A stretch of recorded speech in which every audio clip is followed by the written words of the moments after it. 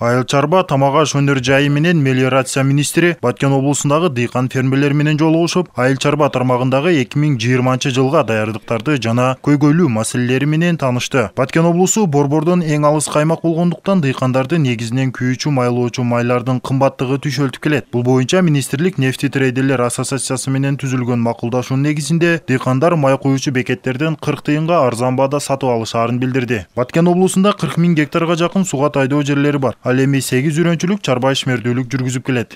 Биздин айыл чарба министрлиги менен Кыргызстандын нефти трейдерлер ассоциациясынын ортосунда биз жакында 20 январда макулдашууга кол койдук. Ал жерде толук дизелдик отундагы, автомобилдик бензиндагы республика боюнча толук камсыз болот. Эч кандай чоң проблема болбойт деп алар бизди ишендирип атат. Ошол дыйкан же фермер жамаат болуп туруп атайын ушул өзүнүн кагазы менен барса, бул деген жер үлүшү барса, анда ушундай жеңилдиктер болот.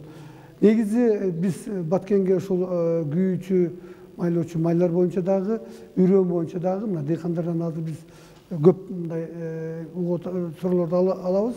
Ошолорго жардам бергенге мен дагы өзүм дагы мындай быйыл басым жасадым.